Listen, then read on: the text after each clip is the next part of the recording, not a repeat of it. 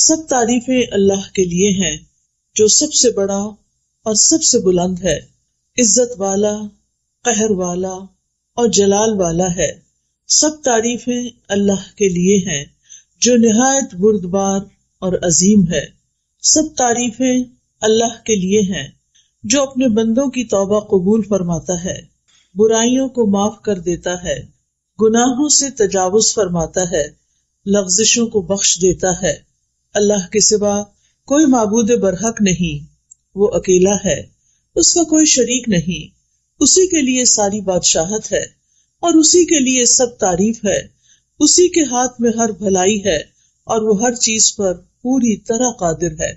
اللہم صلی علی محمد وعلی آل محمد کما صلیت علی ابراہیم وعلی آل ابراہیم انک حمید مجید۔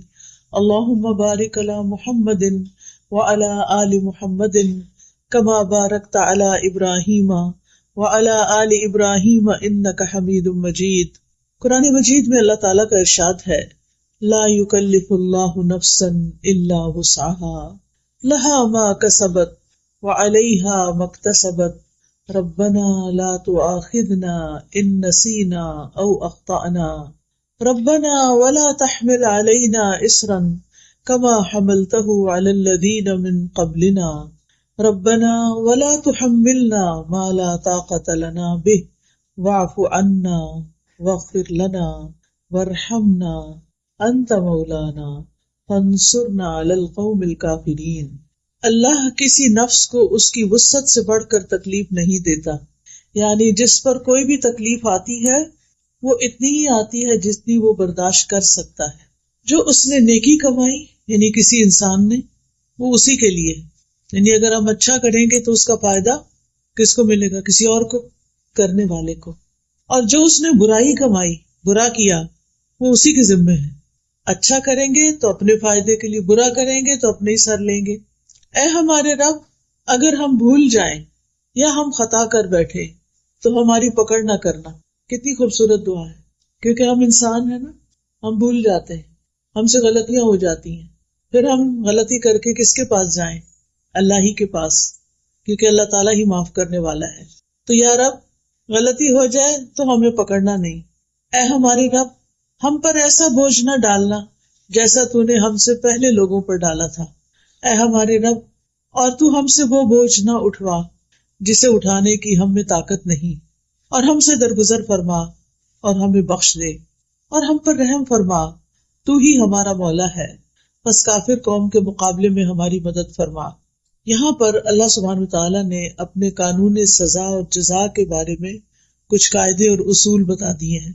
پہلی بات تو یہ کہ اللہ تعالیٰ بندوں پر ان کی طاقت سے بڑھ کے بوجھ نہیں ڈالتا۔ دوسرا یہ کہ انسان کو وہی ملے گا جو اس نے کمایا ہوگا، خود کیا ہوگا، محنت کی ہوگی۔ ہاں یہ ضرور ہے کہ اگر کسی نے ایک نیک کام کی بنیاد رکھ دی اور اس کے اثرات اس کی موت کے بعد بھی جاری رہے تو وہ نیکی اس کے نامہ اعمال میں جمع ہوتی رہے گی۔ اسی طرح اگر کسی نے کوئی برا کام شروع کیا، برا ٹرینڈ سیٹ کیا اور وہ مر گیا تو اس کے بعد بھی لوگ جتنے اس برائی میں ملوث ہوں گے اس کا گناہ بھی اس کے ساتھ جائے گا۔ جیسے آج کل سوشل میڈیا کا دور ہے نا، تو کچھ لوگ اپنا فیس بک اکاؤنٹ بنا لیتے ہیں اور اس پر بہت فضول قسم کی چیزیں پوسٹ کرتے رہتے ہیں، اور پاسورڈ انہوں نے بہت چھپا کے رکھا ہوتا ہے۔ پچھلے دنوں میں کسی لڑکے کے بارے میں پڑھ رہی تھی کہ اس نے اسی قسم کی کچھ چیزیں کی ہوئی تھی کہ اچانک اس کی ڈیتھ ہو گئی۔ اب وہ خود فوت ہو چکا ہے، لیکن وہ فحش فلمیں اور ویڈیوز اور چیزیں اس کی فیس بک پر موجود ہیں اور لوگ اس برائی کو دیکھے چلے جا رہے ہیں۔ تو اب آپ دیکھیے کہ وہ اور نو مور دنیا میں نہیں، کچھ اور پوسٹ نہیں کر رہا، لیکن وہ جو کر چکا ہے، جس کو اس نے بند نہیں کیا تھا، جس پر اس نے توبہ نہیں کی تھی، وہ اس کے اکاؤنٹ میں، اس کے نامہ اعمال کے اکاؤنٹ میں ایڈ ہوتا چلا جا رہا ہے۔ تو اس لیے انسان جو بھی کام دنیا میں کرے سوچ سمجھ کر کرے کہ میرے مرنے کے بعد مجھے کن الفاظ میں یاد کیا جائے گا، ایک اچھے تعمیری کردار کے انسان کے طور پر یا ایک برے انسان کے طور پر۔ کیونکہ مرنے کے بعد انسان کے لیے جو گواہیاں ہوتی ہیں لوگوں کی، مثلا اگر آپ کا اخلاق اچھا ہے، آپ لوگوں کو فائدہ پہنچانے والے ہیں، لوگوں کے کام آنے والے ہیں، تو جس دن آپ دنیا سے جائیں گے اس دن لوگ آپ کے بارے میں کیا کہیں گے؟ کیا کہیں گے بتائیے؟ بہت اچھا انسان تھا، بہت اچھا تھا. کوئی ادھر سے آئے گا اس نے یہ فائدہ مجھے پہنچایا، کوئی ادھر سے آئے گا وہ روئے گا، وہ کہے گا وہ میرے لیے تو بہت کچھ کرتا تھا، مجھے تو بہت اچھے مشورے دیتا تھا، مجھے تو اس نے فلاں فلاں موقع پہ ہیلپ کی. یعنی لوگ اس کی اچھائیاں یاد کریں گے. اور اگر آپ نے کسی کی زندگی اجیرن کر رکھی ہے، کسی کی لائف میں زہر گھول رکھا ہے، تو مرنے کے بعد لوگ کیا گواہیاں دیں گے؟ شکر ہے گلوں لتھا، وہ پنجابی میں کہتے ہیں نا، شکر ہے جان چھوٹی، شکر ہے اللہ نے سمیٹ لیا اس کو. اور اس کی تکلیفیں یاد کر کے تکلیف محسوس کریں گے. تو یاد رکھیے کہ صرف اتنا ہی کافی نہیں ہے کہ ہم اپنی زندگی میں کچھ اچھا کر لیں تو بس اتنا ہی، یا برا کر لیں تو اتنا ہی رہ جائے گا، وہ ساتھ بھی چلے گا.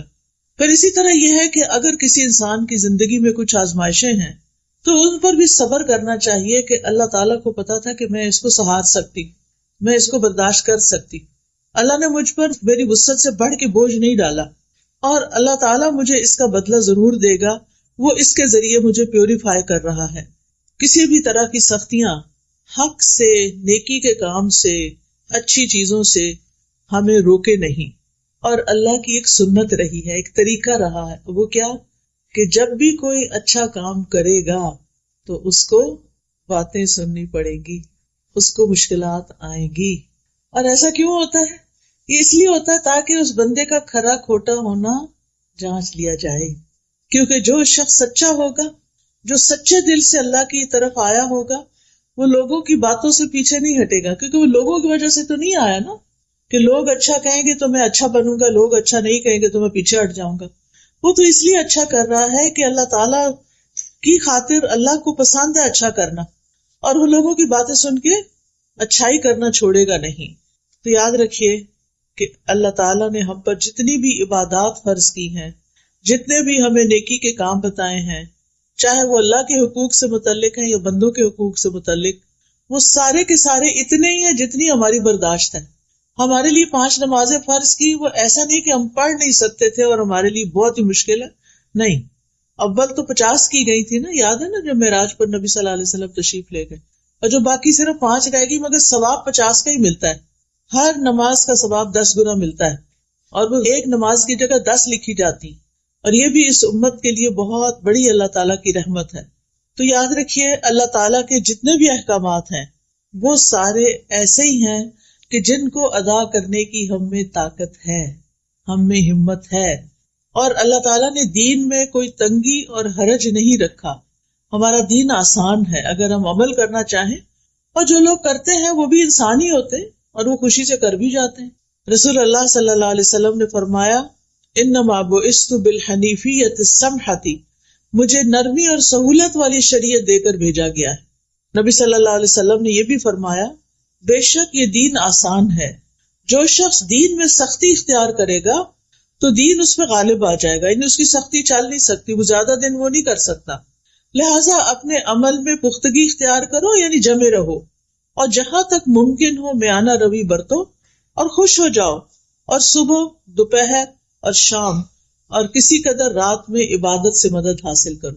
آپ دیکھیے کہ فجر کی نماز کے بعد کتنا سارا گیپ ملتا ہے ظہر تک، پھر ظہر کے بعد عصر تک، عصر کے بعد مغرب تک، عشاء تک. ایک لمبا دن ہوتا ہے، چھوٹے دن ہو تب بھی.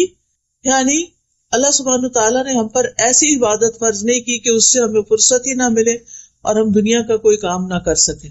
تو اس لیے ہمیں ساری عبادات خوشی سے کرنی چاہیے، اللہ تعالیٰ کے احکامات خوشی سے قبول کرنے چاہیے، کیونکہ ان سب پر اجر و ثواب ہے، اور انسان جو کچھ کرتا ہے اس کا صلہ اس کو مل کر رہے گا.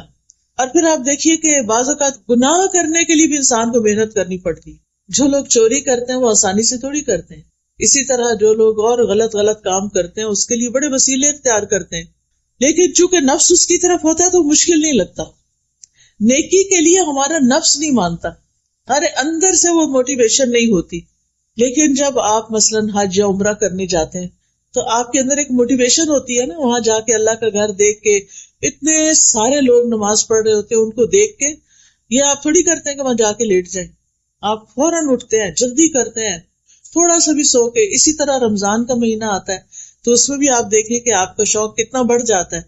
تو جب شوق بڑھ جاتا ہے، ذوق بڑھ جاتا ہے، تو عمل آسان ہو جاتا ہے. تو اس لیے انسان کو اپنے لیے کوئی نہ کوئی ایسے ٹارگیٹس رکھنے چاہیے کہ جن کے ذریعے انسان کا نیکی کے کاموں میں شوق بڑھتا رہے. ایسے لیکچرز میں جائیں، مساجد میں جائیں، جمعہ خطبہ اٹینڈ کریں، ایسی مجالس اٹینڈ کریں، ایسے ہاسپٹلز میں جائیں جہاں پر بیماروں کو دیکھ کے آپ کا دل پسیجے. کبھی کبھی قبرستان جائیں اور جا کے دیکھیں کہ اس سے پہلے کے لوگ کہاں پڑے ہیں آج، جن کے عالی شان گھر تھے، جن کے پاس جیولری تھی، کپڑے تھے، سب کچھ تھا، لیکن آج وہ زمین کے اندر ہیں. تو یہ چیزیں انسان کی عبادت میں اس کے لیے موٹیویشن کا سبب بنتی ہیں. تو بہرحال ہمیں یہ یاد رکھنا چاہیے کہ قیامت کے دن کوئی کسی کا بوجھ نہیں اٹھائے گا، کوئی کسی کی نیکی چھین کے نہیں لے جائے گا، اور کوئی اپنی برائی اس پہ ڈال کے نہیں چلا جائے گا. دنیا میں تو ایسا ہوتا ہے نا کہ ہماری چیزیں بعضوں کا دوسرے لوگ نکال لیتے ہیں، چرا لیتے ہیں، لے جاتے ہیں. کبھی گھر کے اندر بھی ہوتے ہیں، سسرال میں بعض سسرالی لوگ ان کی چیزیں استعمال کرنا شروع کر دیتے ہیں. اسی طرح بعض اوقات یہ ہے کہ لوگ اپنے گھر کا کوڑا آپ کے دروازے پہ پھینک دیتے ہیں. یہاں تو خیر نہیں ایسی چیزیں ہوتی، لیکن جہاں ہوتی ہیں سو ہوتی ہیں. تو یہ اللہ تعالیٰ کا ہم پر بہت بڑا احسان ہے کہ اللہ سبحانہ و تعالیٰ نے ہم پر ہماری وسعت سے بڑھ کے بوجھ بھی نہیں ڈالا، اور ہماری نیکی کو ہمارے لیے لکھا، اور ہمارے گناہ کو بھی ہمارے لیے، کسی اور پہ نہیں ڈالا، اور کسی کا ہم پہ نہیں ڈالا. پھر ہم دعا کرتے ہیں ربنا لا تؤاخذنا ان نسینا او اخطانا، اللہ تو ہمیں نہ پکڑنا اگر ہم بھول جائیں یا ہم کوئی خطا کر بیٹھے. یہاں پر آپ دیکھیے کہ ہم جب دعا مانگتے ہیں تو ربنا کہتے ہیں. رب کا مطلب کس کس کو آتا ہے؟ رب کون ہوتا ہے؟ خالق، مالک، مدبر، جس نے پیدا کیا، جو ہمارا مالک ہے، اور جو ہمارے ساری چیزوں کی تدبیر کر رہا ہے. ہم نے کیا کھانا ہے، کیا پینا ہے، کہاں رہنا ہے، یہ ہم تو اب ساتھ ساتھ زندگی میں یہ چیزیں ایکسپیرئنس کر رہے ہیں نا، لیکن اللہ تعالیٰ نے یہ سارا کچھ پہلے سے ہی لکھ کے رکھا ہوا تھا. پہلے سے لکھ کے رکھا ہوا تھا سب کچھ. جو چیزیں آج ہمیں مل رہی ہیں اللہ تعالیٰ کو پہلے سے ہی پتا تھا. تو اس نے ہمارے لیے تدبیر کی، اس نے ہمارے لیے وسائل پیدا کیے. تو انسان اپنے اس رب کو پکار رہا ہے کہ اے رب، تو میرا رب ہے، تو نے مجھے پیدا کیا ہے، تو نے مجھے سب کچھ دیا ہے، اب تو مجھے معاف بھی کر دے. تو نے مجھے رزق دیا، تو نے مجھے اولاد دی، تو نے مجھے گھر بار دیا، تو نے مجھے سب کچھ دیا، لیکن میں نے تیرا حق ادا نہیں کیا. میں نے تیرا حق ادا نہیں کیا. تو نے مجھے نعمتیں دی اور میں نے جواب میں تیری ناشکری کی، تیری نافرمانی کی. کتنی دفعہ ایسا ہوتا ہے نا کہ ہم کسی تفریح پہ جاتے ہیں، کچھ پکنک پہ جاتے ہیں، اور وہاں جا کے نماز پڑھنا ہی بھول جاتے ہیں، سیر و تفریح کرتے ہیں، کھاتے پیتے ہیں، انجوائے کرتے ہیں، اور اللہ کو بھول جاتے ہیں. اپنے پیاروں کو تو نہیں بھولا جاتا نا. خوشی کے موقع پر پیارے تو یاد رہتے ہیں. آپ کوئی اچھی چیز کھا رہے ہوں تو آپ کے بچے دور ہوں تو آپ کا کیا دل چاہتا ہے. مائیں اکثر کیا کہتی ہیں، میرے بیٹے کو یہ پلاؤ بڑا پسند تھا، پتہ نہیں بیچارہ پڑھنے گیا ہوا ہے وہاں کیا کھاتا ہے کیا نہیں کھاتا. تو پیاروں کو یاد رکھتے ہیں نا خوشی کے موقع پر. اسی طرح جب کوئی غم اور دکھ کا وقت ہوتا ہے تو پھر کون یاد آتا ہے؟ اپنے یاد آتے ہیں. کوئی فوت ہو جائے تو سارے بے شک آ جائیں، یعنی آس پاس کے لوگ، لیکن جب کوئی اپنا آتا ہے تو گلے لگ کے روتا ہے انسان. اس کے ساتھ شیئرنگ کچھ اور طرح کی ہوتی ہے. تو اللہ تعالیٰ کے ساتھ بالکل اپنوں والا تعلق ہونا چاہیے. اللہ تعالیٰ کو قریب محسوس کرنا چاہیے. اپنا ہر خوشی اور غم اس کے ساتھ شیئر کرنا چاہیے، اس کی طرف رجوع کرنا چاہیے. نعمتیں ملنے پر شکر ادا کرنا چاہیے. تکلیف آنے پر اس سے صبر مانگنا چاہیے اور دعا کرنی چاہیے. اور یہاں پر انسان کیا کہتا ہے؟ ربنا لا تؤاخذنا ان نسینا. نسینا کا لفظ ہے نا نسیان سے. نسیان کہتے ہیں کسی معلوم چیز سے غافل ہو جانا، اس کو بھول جانا. چابی رکھ کے کہیں بھول گئے، پتا ہے کہ چابی میری ہے، کون سی ہے، کیسی ہے، لیکن پتہ نہیں چل رہا کہاں رکھ دی ہے. یعنی ایک چیز جس کو انسان جانتا ہو پھر وہ اس کے دماغ سے غائب ہو جائے تو اس کو ہم بھول جانے کا نام دیتے ہیں. اور خطا جو ہے وہ نافرمانی کرنا ہوتا ہے، مخالفت کرنا. ارادہ نہ بھی ہو تو انسان اس کے اپوزٹ کر جاتا ہے جو اللہ تعالیٰ نے اس کو کرنے کے لیے کہا ہوتا ہے. اسی طرح کسی حکم سے جاہل ہونا، پتہ ہی نہیں کہ وہ کیا کرنا ہے. کیا ہم میں سے ہر ایک کو پورے دین کا پتہ ہے؟ ہم سب کچھ تو نہیں جانتے نا، لیکن ہماری زندگی میں ایسی سچویشنز آتی ہیں کہ ہمیں کرنا کچھ اور چاہیے، ہم کچھ اور کر بیٹھتے ہیں، ہے نا ایسا؟ تو یہ بھی خطا ہوتی ہے. کبھی آپ ڈرائیونگ کرتے ہوئے راستہ بھولے اور آگے جا کے آپ نے کہا یہ تو میرا روز کا راستہ، پتہ نہیں مجھے ہو کیا گیا، میں نے ایگزٹ مس کر دیا. ہوتا ہے نا، جان بوجھ کے کیا ہوتا ہے نہیں. کیوں؟ باتوں میں لگ جاتے ہیں. جب ڈرائیور باتوں میں لگ جاتا ہے تو اکثر رستہ بھول جاتا ہے، یعنی وہ اپنے مقصد سے غافل ہوا، ایک لمحے کے لیے غافل ہوا اور میلوں دور جا پڑا. یہ انسانوں کے ساتھ ہمارا معاملہ ہے، یعنی دنیا میں رہتے ہوئے. تو دین کے معاملے میں بھی ہمارا کچھ ایسا ہی رویہ ہوتا ہے. ہم لوگوں کی باتوں میں آ جاتے ہیں اور اللہ کا حکم بھول جاتے ہیں. ہم کوئی اچھا کام کرنے جا رہے ہوتے ہیں کہ لوگ کہتے ہیں لو یہ تم فلاں کام کرنے، کہیں چیریٹی میں دے رہے ہوتے ہیں نا، تو کہتے تو ان کو دینے کی نہیں ضرورت، ان کے پاس بہت فنڈز ہیں. ٹھیک ہے، مسجد جا رہے ہوتے ہیں تو کہتے کیا ضرورت ہے مسجد جانے کی، عورتوں کی نماز گھر میں ہونی چاہیے. ٹھیک ہے، اس ملک میں تو پھر کہیں بھی اسلام کا نام نہیں ہے. اگر عورت اور بچے مسجد نہیں جائیں گے تو اسلامی ماحول کہاں سے ملے گا؟ تو بہر میرا کہنے کا مطلب یہ ہے کہ انسان جب جانتے بوجھتے ہوئے بھول کا شکار ہو جاتا ہے تو اس سے غلطی ہو جاتی ہے. اب غلطی ہو گئی، چاہے بھول کے ہوئی چاہے غفلت سے ہوئی، غلطی تو غلطی ہے نا. اب جب آپ نے ایسا کر لیا تو اس کے بعد کوئی ریگریٹس ہوتے ہیں کیا؟ ایگزٹ مس کرنے پر کوئی ریگریٹ ہوتا ہے؟ دل چاہتا ہے گھر ہی نہ جاؤ، آپ ادھر ہی بیٹھ جاؤ. کیا کر لیا، اتنے منٹ میں پہلے ہی لیٹ ہو رہی تھی اور لیٹ ہو گئے. سارے پیچھے سے بولنا شروع کر دیتے ہیں جو گاڑی میں بیٹھے ہوتے ہیں، بجائے اس کے کہ تسلی دی اچھا کوئی بات نہیں. ہم دوسروں کو اکثر پرووک ہی کرتے رہتے ہیں. خاص طور پہ میں خواتین سے کہوں گی کہ بچوں کی تربیت میں بڑے صبر و تحمل سے کام لیں. آپ گھر میں ایک سینٹرل رول پلے کرتے ہیں. آپ کے اوپر آپ کے ہسبینڈ ہیں، ہسبینڈ کے اوپر ان کا باس ہے، آپ کے نیچے آپ کے بچے ہیں اور بچوں کے بھی لیولز ہیں. ایک بچہ، پھر اس سے چھوٹا بیٹا ہے، پھر بیٹے سے چھوٹی بیٹی ہے، بیٹی سے چھوٹا پھر بیٹا ہے. آپ کہاں کھڑے ہیں؟ بیچ میں کھڑے ہیں نا. اگر آپ اسٹرانگ ہوں گے، آپ کے ری ایکشنز اچھے ہوں گے تو گھر کا ماحول بڑا خوبصورت ہوگا. اب ہوتا کیا ہے، باس نے کیا کیا، میاں کو، آپ کے ہسبینڈ کو کچھ کہہ دیا، اس کو چڑھ گیا غصہ. کیا وہ باس کے آگے بول سکتا ہے؟ نہیں، کیونکہ نوکری چلی جائے گی. اگر بولا تو وہاں تو نہیں بولنا. اب وہ ادھر تو چپ رہا، جب گھر آیا اور کھانا کھانے لگا اور کھانے میں تھوڑا سا نمک تیز تھا، کیا ہوگا؟ غصہ کس پہ نکلے گا؟ بیوی پہ. اب بیوی کو غصہ آیا ہوا ہے، اب وہ میاں کے آگے بول نہیں رہی کہ میں صبر کر رہی. ٹھیک ہے کہ ابھی آئے ہیں، تھکے ہوئے آئے ہیں، اب اگر میں نے بولنا شروع کیا کہ میں سارا دن یہ اور یہ کرتی رہی ہوں، اگر تھوڑا سا نمک زیادہ ہو تو کیا ہوا؟ کیونکہ شوہر نے بھی اوور ریئیکٹ کیا. بات اتنی بڑی نہیں تھی، تھوڑا بہت اونچ نیچ تو ہو ہی جاتی، اور کئی دفعہ ایسا ہوا تو کچھ بھی نہیں کہا. آج چونکہ پیچھے سے غصہ لے کے آئے تھے لہٰذا کہیں تو نکالنا تھا. یاد رکھیے، یعنی ہماری ہیومن نیچر یہ ہے کہ ہم جب غصہ کرتے ہیں تو وہ اندر بھر کے رکھتے ہیں، اس کو ختم نہیں کرتے، اسے جانے نہیں دیتے، ریلیز نہیں کرتے. اب کھانے کی میز پہ ماں بھی بیٹھ گئی، بچے بھی بیٹھ گئے. اچھا، بچوں کی عادت یہ ہوتی ہے کہ کھانا کھاتے ہوئے وہ کیا کرتے ہیں، کبھی ہاتھ پاؤں ہلاتے ہیں، کبھی ٹانگیں ہلاتے ہیں، کبھی ایسے بیس پہ لیٹ جاتے ہیں، کبھی کچھ کرتے ہیں.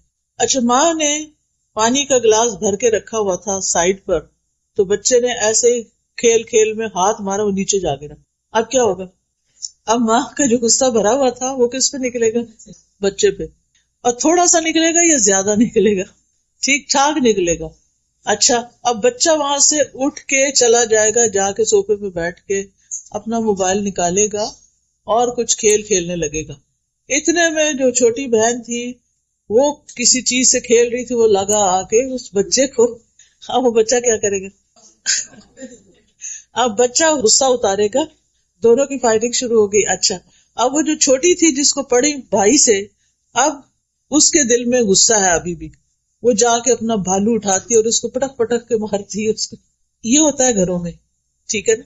لیکن اگر ہم جو بیچ میں ہے نا، بیچ میں ماں، آپ کہیں گے ساری باتیں ماں کو سناتی ہیں، سب کچھ ماں ہی کرے، میں ہی سب پسوں، میرے اوپر ہی سارا کام ہے، میں ہی سارا برداشت کروں، میں ہی. نہیں، اللہ نے آپ کو یہ مقام دیا ہے، اللہ نے آپ کو ممتا دی ہے، محبت دی ہے.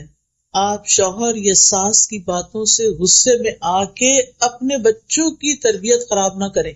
بچے صرف آپ کے لیکچر نہیں سنتے، بچے سی سی ٹی وی کیمرہ جو ہوتا ہے نا، اس کی طرح باریک آنکھ سے ہر کچھ دیکھ رہے ہو. کھیل رہے ہوتے ہیں، کان ان کے سارے آپ کی طرف ہوتے ہیں، ماما کس سے باتیں کر رہی ہیں، کیا باتیں کر رہی ہیں. اگر وہ آپ کا موڈ آپ دیکھتے ہیں تو پریشان ہو جاتے ہیں، اگر آپ اوور ایکسائٹیڈ ہیں تو ضرور کمنٹ کریں گے. اچھا پھر کیا ہوتا ہے، جو آپ کر رہے ہوتے ہیں نا وہ بھی وہی کرنا شروع کر دیتے ہیں، اور فار لائف ان کے اندر وہ عادتیں آ جاتی. تو یہ سلسلہ ختم نہیں ہوتا. ہونا کیا چاہیے کہ پہلے شخص سے جو غلطی ہوئی ہے نا، جو باس سے غلطی ہوئی، اگر وہ اللہ سے ڈرتا ہے تو اس کو اللہ سے بھی معافی مانگنی چاہیے، اور جس پہ زیادتی کی اس سے بھی معافی مانگنی چاہیے. کیا جو ہم سے چھوٹا ہو اس سے سوری نہیں کرنا چاہیے؟ کرنا چاہیے. اگر آپ باس ہیں اور آپ نے چھوٹے پہ زیادتی کر لی اور آپ کو ریئلائز ہو گیا، آپ کا ضمیر بول اٹھا ہے کہ میں نے زیادتی کی ہے، تو پھر کیا کرنا چاہیے؟ سوری کر لیں. کیا صرف بندے سے سوری کرنا چاہیے یا کسی اور سے بھی؟ یس، بندے سے تو آپ نے سوری کر لیا، اللہ سے بھی کرنا ہے، کیونکہ آپ نے ایک انسان کو ناحق تکلیف پہنچائی ہے. چلو بندوں نے معاف کر دیا، یا صرف اللہ سے توبہ کرنا کافی ہے یا بندوں کو بھی سوری کرنا ضروری ہے؟ بندوں کو بھی کرنا. اگر پہلا شخص جس نے زیادتی کی تھی وہ سوری کر لیتا بات ختم ہو جاتی، لیکن اس نے سوری نہیں کی. آپ کو پتا نا قابیل نے حابیل کو قتل کر دیا تھا. اب ہوتا کیا ہے، اب تک دنیا میں قتل کا جو سلسلہ چل رہا ہے اس کے گناہ کا ایک حصہ قابیل تک جاتا ہے. قیامت کے دن اس کا گناہ کتنا بڑا ہوگا، پہاڑوں جتنا، اس سے بھی بڑا، اور وہ بھی قتل کا گناہ. تو جو ایک غلط کام کر لیتا ہے اس کو توبہ کرنے میں، استغفار کرنے میں دیر نہیں کرنی چاہیے. اچھا چلے اس باس نے تو سوری نہیں کی، لیکن آپ کے ہسبینڈ نے جو آپ کے ساتھ زیادتی کی، چلے آئے تھے، غصہ تھا، کھانا شروع کیا، غصہ نکالا، پھر تھوڑی دیر میں نارمل ہو جانا چاہیے تھا، تاکہ بچے جو ہیں وہ ٹیبل پر بیٹھ کر پریشان نہ ہو. کیونکہ پریشانی کے عالم میں جو کھانا کھایا جاتا ہے نا وہ لگتا نہیں، پھر وہ صحیح طرح ڈائجسٹ ہی نہیں ہوتا. بچے سہمے ہیں بیٹھے ہیں ٹیبل پر. جو بڑے بچے ہوتے ہیں نا وہ بہت محسوس کرتے ہیں، جو چھوٹے ہوتے ہیں نا وہ تھوڑی دیر میں پھر بھول جاتے ہیں. اب اگر شوہر نے کچھ کہہ ہی دیا تھا غصے میں، تو بحیثیت بیوی اتنا تو سمجھ لینا چاہیے نا کہ میرا شوہر جو ہے اس کا باس اچھا نہیں ہے اور وہ اس کی وجہ سے فرسٹریٹ ہوتا ہے اور پھر میری شامت آتی ہے، چلو کوئی بات نہیں. اگر وہی آگے سے ہنس کے، یعنی ہنسنا شروع کر دیتی، شوہر غصہ کر رہا، اب وہ تھوڑا سا ہنس دیتی، چلے آئندہ نہیں ہوگا چھوڑیں اس کو، یا کوئی بھی بات کر دیتی، تو شوہر بھی شاید نارمل ہو جاتا اور بات نہ بڑھتی. اس نے بھی شوہر کی تنقید کو بہت سیریس لے لیا اور چیخنا چلانا شروع کر دیا. بچوں نے وہ تماشا دیکھا، تھوڑی دیر میں بچے نے تماشا کیا، اس پہ اور اس پہ اور اس پہ اور. یعنی آپ سوچئے وہ پہلی غلطی کتنی غلطیوں میں کنورٹ ہوئی. تو اگر ہم ابتدا کرنے والے ہوں تو پھر ہم ہی کو توبہ کر لینی چاہیے، ہم ہی کو ہی ودرا کر لینا چاہیے. اور صبر اسی کا نام ہے. صبر کس چیز کا نام ہے کہ اگر کسی نے کچھ کہہ دیا نا تو کہا کرے او جانے، کوئی بات نہیں، جسٹ اگنور. اپنے آپ کو کہا کرے اگنور کر دو، چھوڑو پرے، اس بیگیج کو اٹھانے کی کیا ضرورت ہے، جانے دو، انسان ہے نا، بس ہو گیا. کوئی اچھی چیز یاد کر لے اس کی. جن انسانوں کے ساتھ آپ کی روزمرہ ڈیلنگ ہوتی ہے، آپ کو چاہیے کہ آپ ان کی خوبیاں ٹپس پر یاد رکھیں کہ ان کے اندر یہ اور یہ اور یہ خوبی ہے، تاکہ جس وقت وہ کوئی خرابی کرے تو آپ کیا کریں، فوراً گردان پڑھ لیں، ان کے اندر یہ اور یہ اور یہ خوبیاں ہیں.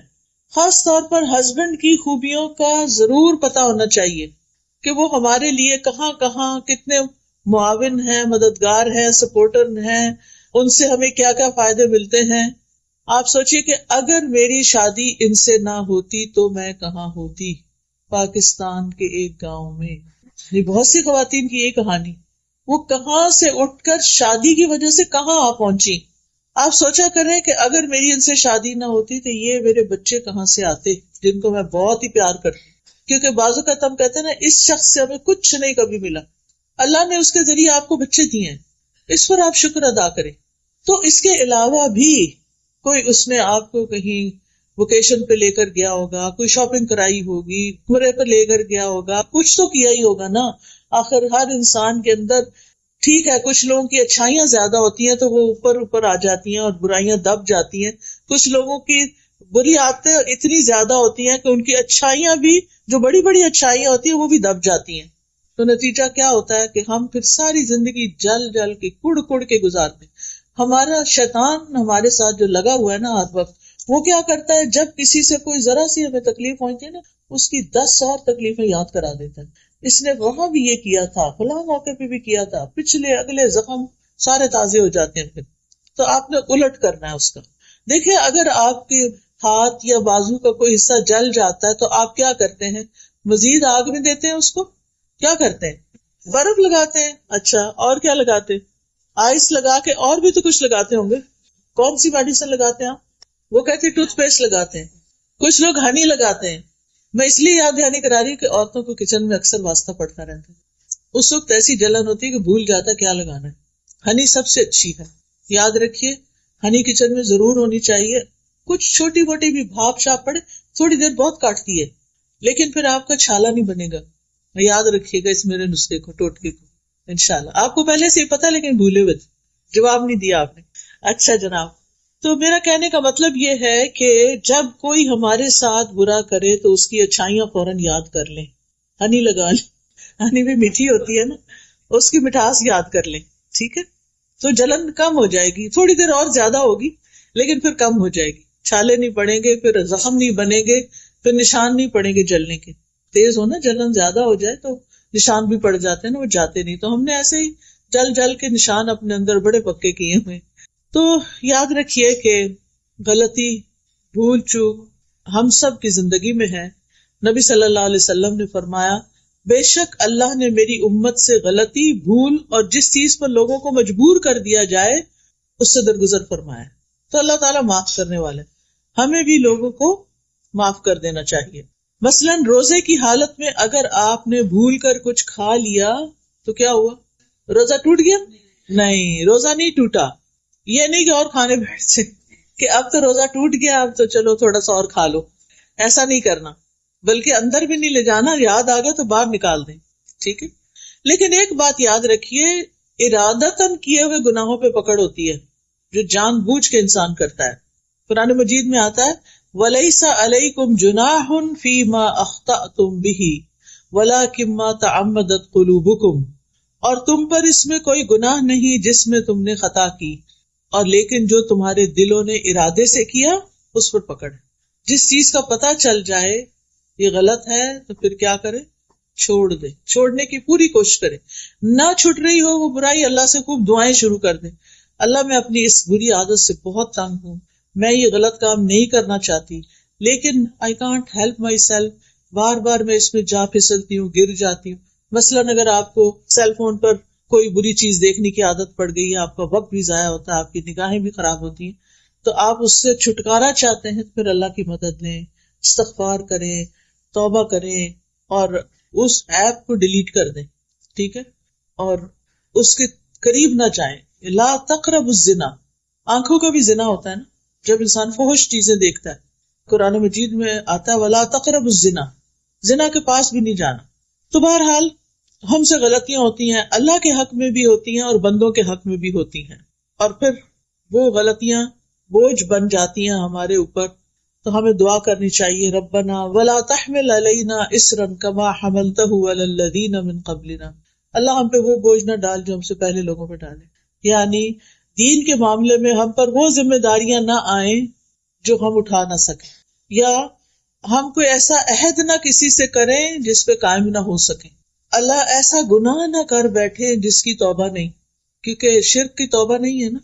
تو یہ نہیں کہ آپ کہیں کہ میں تو بھول گئی تھی، نہیں، شرک کسی حال میں معاف نہیں. تو اس کے بارے میں بھی دل میں رکھے کہ اللہ ہم سے شرک نہ ہو. یا یہ کہ ہمارے اوپر کوئی ایسے کام نہ آئے کہ جس کو ہم نبھا نہ سکیں، ایسی بیماری نہ آئے کہ ہم اٹھنے بیٹھنے کے قابل ہی نہ رہیں. اللہ سے دعا کرنی چاہیے کہ اللہ تعالیٰ برے بڑھاپے سے اور بدترین بیماریوں سے ہمیں بچا کے رکھنا.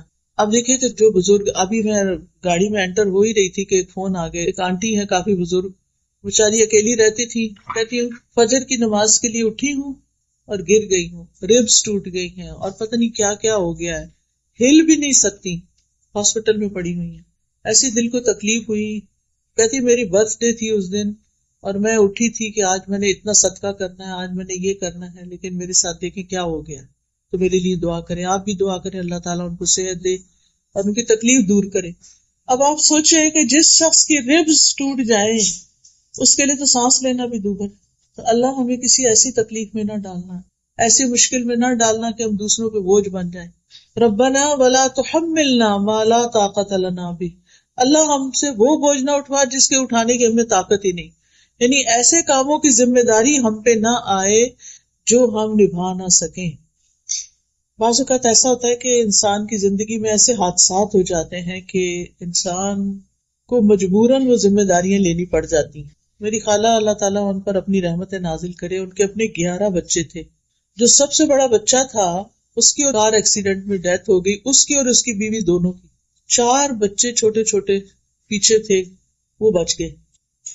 اب آپ خود سوچیں کہ جس خاتون نے اپنے اتنے بچے پالے اور 4 یتیم بچوں کو پالنے کی ذمہ داری ان پہ آ گئی، اور ایج ایسی تھی کہ جوان نہیں تھی اب، لیکن بڑی اچھی طرح انہوں نے وہ ذمہ داری نبھائی۔ لیکن ان کو دیکھ دیکھ کے رحم آتا تھا کہ کیسی آزمائش میں آ پڑی۔ ایک تو یہ ہے کہ اللہ تعالیٰ کو پتا ہوتا کہ کون کیا بوجھ اٹھا سکتا ہے، لیکن پھر بھی ہم کمزور ہیں، کیونکہ پھر ہمارے منہ سے کوئی باتیں نکل جاتی ہیں کہ اللہ میرے ساتھ ایسا کیوں۔ یہ کبھی نہ جملہ بولیں، اللہ کو زیادہ پتا ہے کہ کسی کے ساتھ کیا ہونا چاہیے اور کیا نہیں ہونا چاہیے۔ تو شرعی احکامات میں بھی اور تقدیر کے حالات میں بھی اللہ سے آسانی مانگنی چاہیے کہ اللہ تعالیٰ ہماری تقدیر میں کوئی ایسی چیز نہ ہو جس سے ہماری زندگی دوبر ہو جائے، اور ہمیں ایسی مشقت میں نہ ڈالنا جو ہم اٹھا نہ سکیں۔ واعف عنا واغفر لنا وارحمنا، کتنی خوبصورت دعا ہے۔ اللہ ہم سے درگزر فرما، جو فرائض ادا کرنے میں ہم سے کوئی کوتاہی ہوئی ہے یا اللہ تو اس کو معاف کر دے، ہمیں بخش دے، ہم سے درگزر کر اور ہم پر مہربانی کر۔ ہم رحم کے قابل ہیں، ہم کمزور انسان ہیں۔ تو گناہگار انسان 3 چیزوں کا محتاج ہوتا ہے کہ جو معاملہ اللہ اور بندے کے درمیان ہے اللہ اسے درگزر کرے، اور دوسرا یہ کہ اللہ بندوں سے اس کے گناہ کو پردے میں رکھے۔ واغفر لنا، استغفار کا مطلب ہوتا ہے ڈھانک دینا۔ بعض اوقات ہم کوئی ایسا گناہ کر بیٹھتے ہیں جس کا صرف اللہ کو پتا ہوتا ہے، اور پھر ہم ڈرتے ہیں کہ کئی لوگوں کو پتا نہ چل جائے۔ خاص طور پر جو ٹین ایج ہوتی ہے نا، اس میں انسان سے کوئی ایسی غلطیاں ہو جاتی ہیں بعض اوقات کہ جس پر ساری زندگی وہ پچھتاتا ہے۔ مثلاً بچوں کو نشے کی عادت کب پڑتی، کس ایج؟ ٹین ایج، جو پڑھائی کا سٹریس آتا ہے، جو بہت سے سٹریس آتے ہیں۔ پھر اسی طرح پڑھائی میں سیریس ہونے کی بجائے ایسے ریلیشن شپ میں گرفتار ہو جاتے ہیں کہ I love you and I miss you, سارا دن اسی میں گزار دیتے ہیں۔ اب جب نکلتے ہیں نا ٹین ایج سے باہر، 20s میں آتے ہیں اور حقائق سامنے آتے ہیں کہ پڑھا نہیں تو اب ہوگا کیا، اور نشے میں پڑ گئے تو اب کیا ہوگا، تو پھر اس وقت انسان سخت پریشان ہو۔ یہ دعا اپنے بچوں کو بھی سکھا دیں، چھوٹے چھوٹے بچوں کو بھی۔ تو گناہگار انسان 3 چیزوں کا محتاج ہوتا ہے کہ اللہ میرے سے جو گناہ ہو گیا جو اس کا صرف تجھے پتا ہے تو اس کو معاف کر دے، بندوں سے میرے گناہ کو ڈھانپ دے، اور تیسرا یہ کہ آئندہ کے لیے مجھ پہ رحم کر اور مجھے دوبارہ اس گناہ کے قریب نہ جانے دے، مجھے بچا لے۔ اور پھر آپ دیکھیے کہ کبھی انسان کے گناہ دل میں ہوتے ہیں، بدگمانیوں وغیرہ کی شکل میں، کبھی زبان میں ہوتے ہیں، کبھی جسم سے کر رہا ہوتا ہے۔ تو جو چیز دل میں ہے یا اللہ اس کا تجھے پتا ہے، تو اس کو معاف کر دے۔ جو ہم نے کر لیا جس سے منع کیا گیا تو اس کو تو ڈھانپ دے، اور آئندہ کے لیے ہمیں بچا کے رکھ۔ اور پہلے بخشش مانگی، گناہوں کو ڈھانپنا مانگا، اور پھر رحم مانگا، کیونکہ پہلے وہ خانہ خالی ہو نا، صاف ہو، تو پھر رحمت آئے گی، توبہ معافی ہو جائے گی تو پھر ہی اللہ کی رحمت آئے گی نا۔ اگر ہم نے توبہ معافی کی نہیں، مانگی نہیں، تو پھر باقی کیا ہوگا؟ انت مولانا، تو ہی ہمارا مولا ہے، تو ہمارا مالک ہے، تو ہمارا مددگار ہے۔ فانصرنا علی القوم الکافرین، تو ہمیں کافر قوم کے مقابلے میں مدد دے۔ اور یہ اللہ تعالیٰ ہی ایمان والوں کا حقیقی مولا ہے۔ تو یہ اللہ تعالیٰ کی بہت بڑی رحمت ہے کہ اللہ نے ہمیں یہ دعا کرنا سکھائی ہے۔ وہ ہمیں جانتا ہے نا، ہماری ضروریات کو بھی جانتا ہے، اس نے ہمیں مانگنا سکھا دیا۔ پھر اس سے بھی پتہ چلتا ہے کہ مانگنے کی چیزوں میں 3 اہم چیزیں ہیں مانگنے کی: عفو و درگزر، بخشش اور رحمت۔ پھر یہ کہ رب کے وسیلے سے مانگنا چاہیے، اس سے تکلیف دور ہوتی ہے، ربنا کہہ کے، ربی کہہ کے۔ اور پھر یہ کہ مومن بندوں کے لیے اللہ کی خاص رحمت ہوتی ہے۔ تو پیاری بہنوں، ہم سب انسان خطا کار ہیں۔ حدیث میں آتا ہے ہر انسان خطا کار ہے، اور بہترین خطا کار وہ ہیں جو توبہ کرتے ہیں۔ تو ہم سب کو توبہ استغفار کی ضرورت ہے۔ مومن سے بھی گناہ ہو جاتا ہے، متقی انسان سے بھی ہو جاتا ہے، پارسا، محسن، اعلیٰ درجے کے نیک انسان سے بھی غلطی ہو جاتی. کوئی انسان غلطی سے پاک نہیں. پیغمبر معصوم ہوتے ہیں، ہم معصوم نہیں، ہم سے غلطیاں ہوتی ہیں. نبی صلی اللہ علیہ وسلم نے فرمایا ہر مومن سے کوئی نہ کوئی ایسا گناہ ہو جاتا ہے جس کو وہ اکثر کر لیتا ہے، یا کوئی ایسا گناہ ہوتا ہے جس پر وہ قائم رہتا ہے، چھوڑ نہیں پاتا، اور اس کو چھوڑ نہیں سکتا حتیٰ کہ دنیا سے چلا جاتا ہے. کچھ عادتیں بن جاتی ہیں. بعض اوقات میں اتنی حیران ہوتی ہوں کہ ہم اتنی زیادہ زبان کی حفاظت کے بارے میں باتیں پڑھتے ہیں، لیکن جب میں لوگوں کا عملی رویہ دیکھتی ہوں تو وہ کوئی حفاظت نہیں کر رہے ہوتے. جو فضول بات، ہر بات میں کچھ نہ کچھ بولنا، خاموشی کی تو عادت ہی نہیں نا. تو میں سوچتی ہوں انہوں نے کبھی لیکچر کوئی سنا بھی ہے کہ نہیں. یعنی وہ اپنی بری عادتوں سے باز نہیں آتے، دوسروں کو تکلیف دینے سے باز ہی نہیں آتے، ان کے سرشت میں پڑا ہوا ہوتا ہے چبھتی ہوئی باتیں کرنا. ہم اگر تانے شانے نہ دیں تو ہمارا گزارا نہیں. کیا فرق پڑتا ہے؟ ضروری تو نہیں کہ ہر وقت دوسروں کو نصیحت کرتے رہیں. کوئی ضروری ہے؟ ایک شخص مسجد نبوی میں پیشاب کر رہا تھا، صحابہ دوڑے کہ اس کو مارے، اس کو روکے. آپ نے کہا تم رک جاؤ، اب وہ کر رہا ہے نا، کرنے دو. کیونکہ اگر وہ سال میں دوڑ پڑتا تو ایک جگہ کر رہا تو ساری مسجد خراب ہوتی. تو بعض اوقات اتنی سی بات ہوتی ہے چھوٹی سی، اور ہماری بد اخلاقی اس برائی کو بہت بڑا بنا دیتی ہے اور اس کے اثرات دور دور تک چلے جاتے ہیں. تھوڑا سا ٹنگ کو کنٹرول کر لیں، ہر چیز میں کمنٹ نہیں دیا کریں، ہر چیز میں اظہار خیال نہ کیا کریں، ہر چیز میں اپنی رائے دینے نہ بیٹھ جایا کریں. آپ اپنے آپ کو کیا سمجھتے ہیں؟ مجھے تو کبھی یہ سمجھ نہیں آتا کہ ہم کیا سمجھتے ہیں کہ ہم کون ہیں. ہم عالم ہیں، ہم مفتی ہیں، ہم مربی، ہم کون ہیں؟ ہم تو ایک عام انسان ہیں. ہمیں حق نہیں پہنچتا کہ ہم ہر وقت ٹوکا ٹوکی کرتے رہیں. کئی بزرگوں نے گھر میں لوگوں کی زندگی حرام کی ہوئی ہوتی ہے معذرت کے ساتھ. ان کے اپنے بچے ان کو چھوڑ کے بھاگنے کے لیے تیار ہوتے ہیں کہ کس دن ہماری کہیں اور جاب ہو اور ہم موو آؤٹ کریں. تو یہ سب کچھ کیا ہے؟ یہ ہمارے رویے ہیں کہ لوگ ہمارے ساتھ کمفرٹیبل نہیں ہوتے، لوگ ہمارے ساتھ رہنا نہیں چاہتے، کیونکہ ہم لوگوں کو اپنے رویوں سے بیزار کر دیتے ہیں. تو حدیث میں آتا ہے من سمت نجا، جو خاموش رہا، چپ رہا، اس نے نجات پائی. بعض اوقات کوئی دنیا کے کسی حصے کی طرف کی بات کر رہا ہوتا ہے، فلاں ملک میں یہ ہو گیا، اب ہم نے کوئی کمنٹ کرنا ہوتا ہے. انہوں نے کیا ہوگا نا کچھ خرابی، آ گیا نا ان پہ عذاب. بھائی کس نے آپ کو بتایا؟ آپ نے اللہ کا فیصلہ جان لیا کہ اللہ نے ان کو اس امتحان میں کیوں ڈالا. تو ہر بات بے بات پر نہ بولا کریں، خاموش رہنا بھی سیکھیں. اور بزرگوں کو خاص طور پہ میں کہوں گی، میں نہیں کہتی کہ بچوں کو کھلی چھوٹ ہے جو مرضی چاہے. بچوں کے اندر بھی آپ دیکھیں بچے بدتمیزی سے بات کرتے ہیں، ہم ہنستے ہیں. آج کل کے بچے بڑے ہوشیار ہیں، آج کل کے بچے بڑے اسمارٹ ہیں، آج کل کے بچے بڑے کانفیڈنٹ ہیں. ایسے ایسے تعریفی جملے بول کے ان کی بدتمیزیوں کو ہم نے ملٹی پلائی کر دیا. تو بچوں کو بھی شے نہ دیں، جو غلط بات ہے اس کو چپ رہے، بالکل نہ ہنسیں، بالکل خاموش رہیں. صرف اپنی خاموشی سے بتائیں کہ مجھے یہ بات پسند نہیں آئی جو تم نے اپنی دادی کو کہی ہے یا تم نے اپنی نانی کو کہی ہے. کیونکہ بعض اوقات وہ ان کو بدتمیزی سے کہہ رہے ہوتے، نانی آپ تو یہ کہہ رہی تھی، اب آپ یہ خود کر رہی ہیں. تو اس طرح کی چیزیں جو ہیں ان کو شے نہیں دینی چاہیے. تو بہرحال کچھ عادتیں بڑی مشکل سے جاتی، اس کے لیے اللہ تعالیٰ سے دعا کرنی چاہیے. نبی صلی اللہ علیہ وسلم نے فرمایا مومن کو اس حال میں پیدا کیا گیا ہے کہ وہ فتنوں میں گرنے والا، توبہ کرنے والا اور بھولنے والا ہوتا ہے. یعنی باتوں کو بھلا دیتا ہے جو غلط قسم کے لوگوں کے رویے ہوتے ہیں. جب اسے نصیحت کی جاتی ہے تو وہ واعظ اور نصیحت قبول کرتا ہے، یعنی مان جاتا ہے بات کو، ریزسٹ نہیں کرتا. پھر یہ یاد رکھیے کہ غلط کام، غلط باتیں، زبان کی غلطیاں یہ جہنم میں لے جانے کا سبب بنتی ہیں. گناہ ذلت کا سبب بنتے ہیں.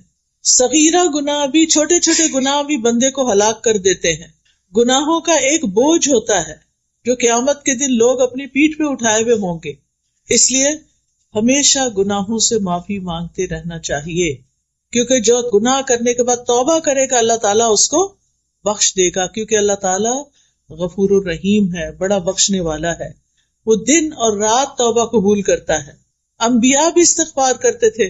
یہ بتائیے کہ نبی صلی اللہ علیہ وسلم دن میں کتنی بار استغفار کرتے تھے؟ 70 سے 100 بار. ٹھیک ہے، کیا ہم بھی کچھ دفعہ استغفار کرتے ہیں؟ ہم میں سے ہر بہن کو کم از کم 100 دفعہ یہ تسبیح ضرور پڑھنی چاہیے، استغفر اللہ و اتوب الیہ، استغفر اللہ و اتوب الیہ. ایک تسبیح لازماً ہر روز کیا کریں. کیوں؟ اس لیے کہ اگر نبی صلی اللہ علیہ وسلم جو معصوم تھے وہ 100 دفعہ استغفار کرتے تھے تو ہمیں نہیں کرنی چاہیے. ابراہیم علیہ السلام نے کیا دعا کی تھی؟ والذی اطمع ان یغفر لی خطیئتی یوم الدین، وہ ذات جس سے میں توقع رکھتا ہوں کہ قیامت کے دن وہ میری خطائیں معاف کر دے گا. موسیٰ علیہ السلام نے کیا کہا تھا؟ کسی یاد ہے موسیٰ علیہ السلام کی توبہ کی دعا جب ان سے وہ ایک شخص قتل ہو گیا تھا غلطی سے؟ رب انی ظلمت نفسی فاغفر لی فغفر لہ انہ هو الغفور الرحیم. یونس علیہ السلام نے کون سی دعا کی تھی؟ شابش. داؤد علیہ السلام نے رب اوزعنی ان اشکر نعمتک التي، اور پھر وظن داؤد انما فتناہ فاستغفر ربہ، استغفار کیا تھا انہوں نے. نوح علیہ السلام نے اپنی قوم سے کہا تھا کہ لوگوں استغفار کرو، اللہ بڑا معاف کرنے والا ہے، آسمان سے وہ بارشیں برسائے گا، تمہیں مال اور بیٹے دے گا اور تمہارے لیے نہریں جاری کر دے گا. یہ استغفار کے فائدے ہیں. معافی مانگنے سے یہ کچھ ملتا ہے. آپ کی زندگی میں کسی بھی چیز کی کمی ہے نا، کوئی بھی آپ کا پرابلم ہے، آپ استغفار شروع کر دیں، اللہ تعالیٰ اس مسئلے کو حل کر دیں گے. گناہوں سے توبہ کریں. تمام لوگوں کو استغفار کا حکم ہے، اور ایمان والوں کی تو خاص صفت ہے وَبِالْأَسْحَارِ هُمْ يَسْتَغْفِرُونَ، کہ وہ سحری کے وقت استغفار کرتے ہیں.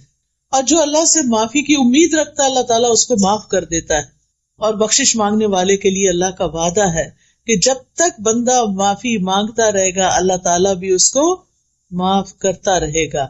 ہر بار گناہ کرنے پر سچی توبہ کرتے رہنا چاہیے، شرمندگی سے معافی مانگتے جانا چاہیے، اور جو استغفار کرے گا اللہ تعالیٰ اس کی بخشش فرما دے گا.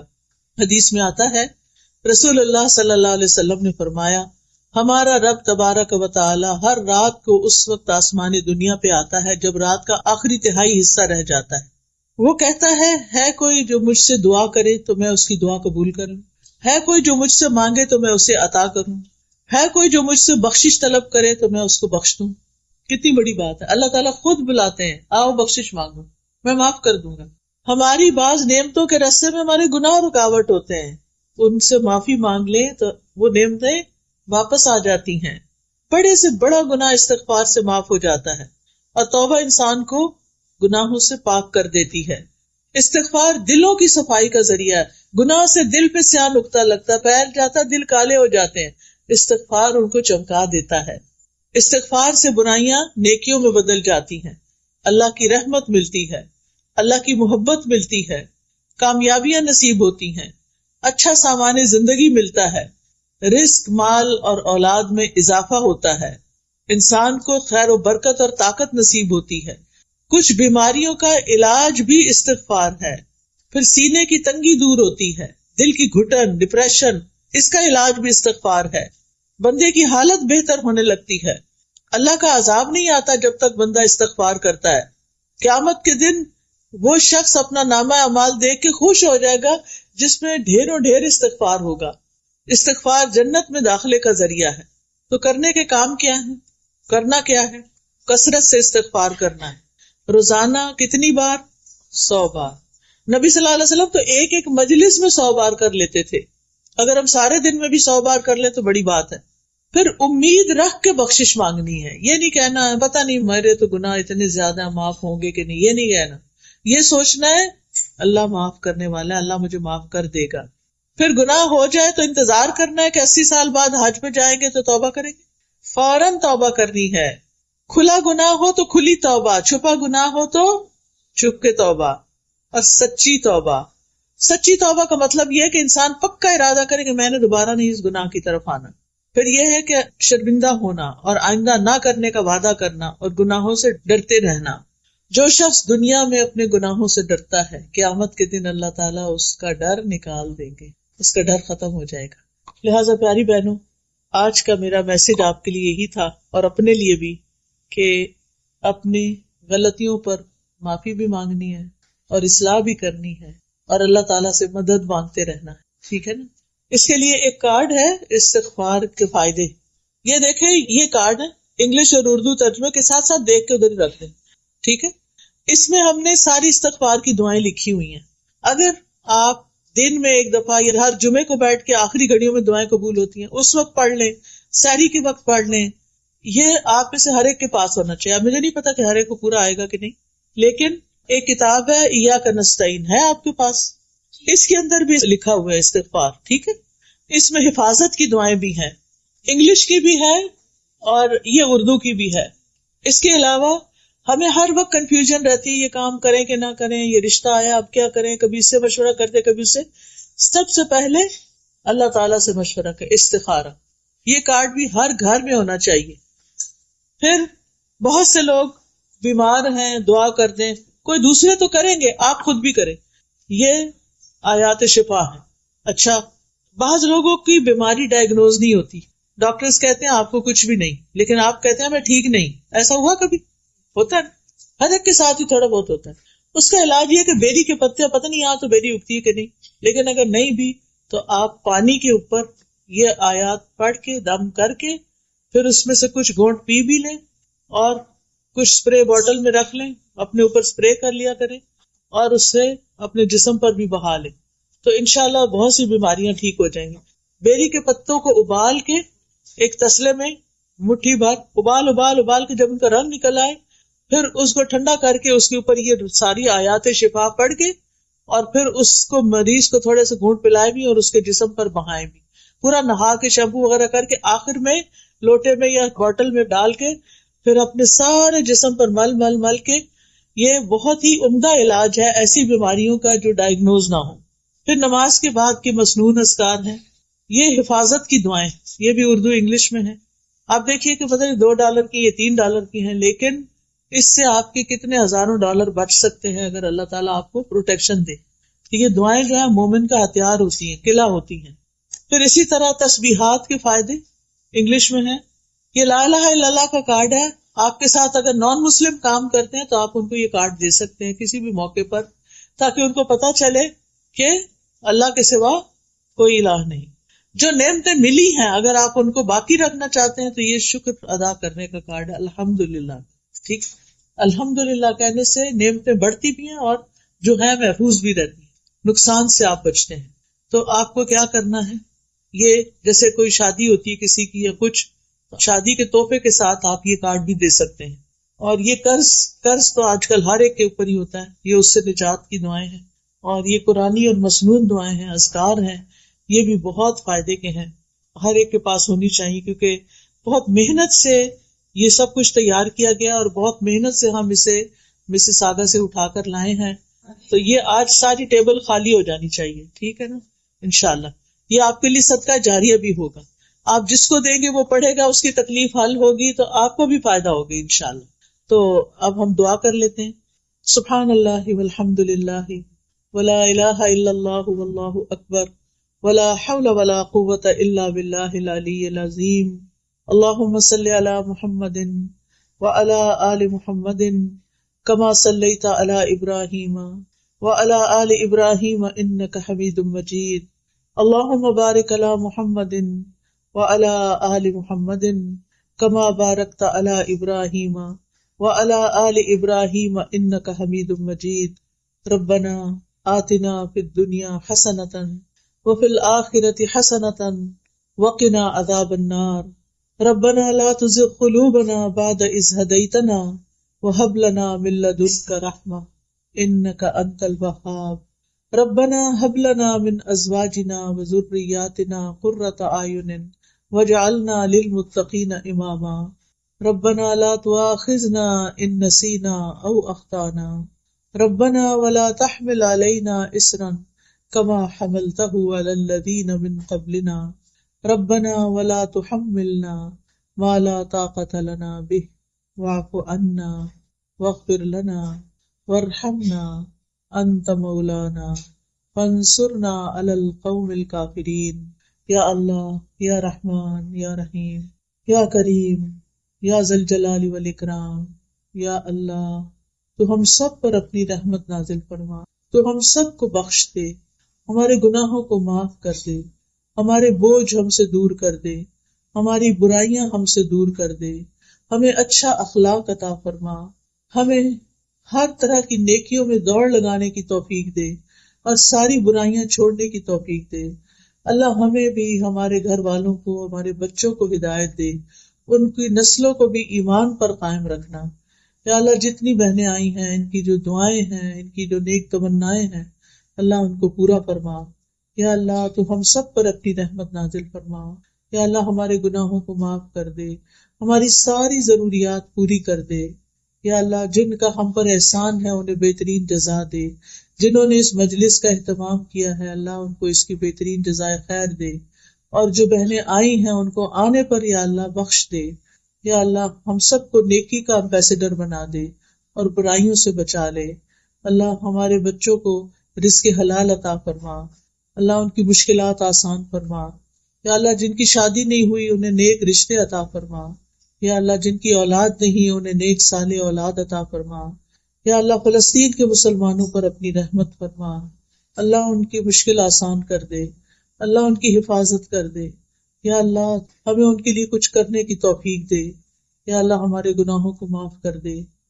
یا اللہ اس مسجد میں خیر و برکت پیدا کر دے، اس مسجد کی انتظامیہ کو جزائے خیر عطا کر۔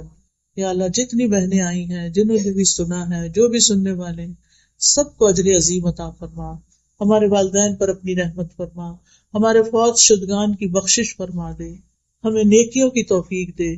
ربنا تقبل منا انک انت السمیع العلیم وتب علینا انک انت التواب الرحیم۔